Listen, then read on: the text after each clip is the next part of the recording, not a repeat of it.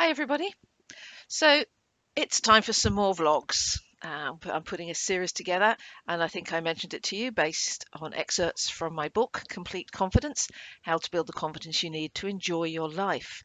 This isn't about just living, it's about thriving. So now I wrote the book because I'd been coaching confidence for many years. And so many people said, could you put this in a book so when you're not here, we can still review it? And I also realized that with everybody, I was doing the same 5-step journey to start with as a foundation for confidence, like a confidence kickstart, if you would. So in the book, we've got the 5 steps for the confidence journey. And then we've got lots and lots and lots of additional information that once you've got that foundation of understanding the confidence journey, you can then build on it with these extra tools and techniques and knowledge. So what I wanted to explore in this week's blog is I wanted to talk about a couple of the confidence acceleration tips that are in the book. Now, we've already had a vlog where I talked about the Johari window, and what I'd like to focus on this week is something that's called Who's in Control. Okay, and that's what we'll be looking at in this week's vlog. So one thing that can happen when we start working on our confidence is that we get knockbacks. You know, things happen in life. There's a common saying, life gets in the way. I have a slight problem with that because life is. Life is what it is. It doesn't get in the way of anything. Everything is part of life. So if what we do doesn't work with our life, then we need to change what we're doing. This is something that's called ecology in the coaching world. So any solution I come up with for my confidence has to fit with my ecology. Otherwise, it won't work.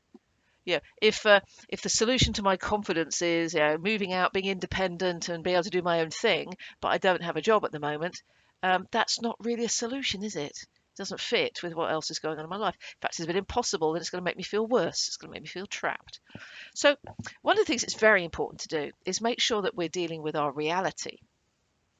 Part of that reality is knowing ourselves and knowing ourselves quite well. So the Johari window is important. And this next element's important too. Because if we can find a way to recover from confidence knocks quite quickly and effectively and easily, I mean, that's definitely going to accelerate our ability to sustain confidence over the longer term, isn't it? So how can we build resilience when things don't go to plan? And that's really what we're looking at here. Now, many people learn something new and come away inspired with this new knowledge, this new insight, these new ways of working, and feel confident and relaxed for some time. And then something happens in life which just knocks them back, and suddenly they're unconfident again. And that's okay. That's perfectly normal. Okay? What's happening here is that the surface issues of the confidence are being fixed, but the underlying issues are not being addressed. So it's a bit like patching a pothole in a road. Okay? You can patch the pothole and it'll last for a little while, but that pothole repair will come out and be damaged much sooner than the rest of the road. And eventually you get so many potholes on the road with patches and repairs that what you really need to do is go down and look at what the problem is of the road itself. Maybe the foundation layer wasn't strong enough. Maybe the sides aren't built correctly. Maybe the drainage is incorrect. You actually need to address the underlying issue that's triggering all these potholes of confidence. It's exactly the same with our confidence here. We need to not just look for the quick fix. So if I've got an issue at the moment that I'm not confident doing presentations, great, I could fix that. And then I can go, well, maybe I'm not confident presenting in meetings. I can fix that. But what if there's something deeper underneath? I really need to be able to manage my self-awareness and dig deeper to find out what that is. And do you know, that's what the 5-step journey is about. The very second step of the journey is about creating a map of your confidence potholes, if you like, of all the things you're not confident doing, of all the things you're confident doing, creating a map of your road. because only then can we look at that and identify what is the real issue that needs fixing here. We could fix this pothole over here. We could fix this pothole over here. But let's look at this and see if there's a pattern. Now, this step is called confidence mapping, and it's a copyrighted approach that's used by my complete confidence coaches and my confident leader journey coaches. And essentially what it enables you to do is map out where your confidence is and where it isn't. Now, what's the value of a map? A map shows you where you are, it shows you where you could go, and it shows you the lay of the land. And that's exactly what this confidence map does. By looking at your confidence, where you're confident and where you're not, we can identify patterns. So, for example, I worked with a horse rider one time, and she thought that she had a couple of particular issues riding horses. We did the map. We mapped it all out. And what we actually found was she had an underlying fear of losing control that wasn't just with her horses, it was in the rest of her life as well. And so once we'd identified that by using the map, we could work on that. Working on that issue resolved every confidence issue she was facing. Okay. I was working with someone else, Sam, in a company. He'd been given feedback so many times that he needed presentation skills training because he was visibly nervous when he was up there. And he'd been on presentation training courses and it hadn't made any difference. We had him do a map, and we got him to map out his confidence using the process in the book.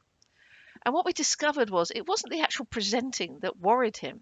He was worried about someone asking a question he couldn't answer. He was worried about being told his information was wrong. He was worried about what the audience would actually do when they had a moment to talk. And so because that was in the back of his mind and he didn't know how to handle those things, that made him nervous in his presentation. So what did we do? We took that issue and we worked with it, built his knowledge, skills, and confidence in that. And boom, suddenly he was presenting confidently and calmly. So one of the biggest accelerator tips I can give you for building your confidence or being more confident is take a look at I think you can see the map when you look inside the book actually on Amazon. Take a look at the confidence mapping process. If you're interested, just ping me a message on the Confident Leader Journey community. That's our group. Find that on Facebook. Ping me a message and tell me you're interested in knowing more about the map, and I will send you a copy of the chapter of the book that has the map in, and you can review it and do it properly if you want. Okay, so I will send that to you if you ping me a message on the Confident Leader Journey community group on Facebook. Find me there, join the group, find me there, and then I can send you a copy of the chapter of the book. Okay, now the big thing is, are you going to go through life filling potholes, or do you actually want to rebuild your road? That's the real thing we're talking about here.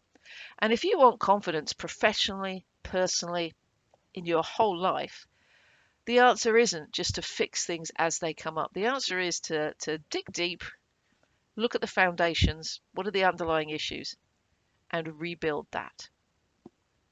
In the long run, it's quicker than fixing all the potholes. So I hope you've enjoyed this vlog, and please join me on the Confident Leader Journey community group on Facebook. And you can get your chapter of the book, free chapter of the book to read. And I think there's some special offers on the book as well. But more importantly, there's lots of tips, tools, and free webinars on there, which will help you become a more confident leader. Okay, take care.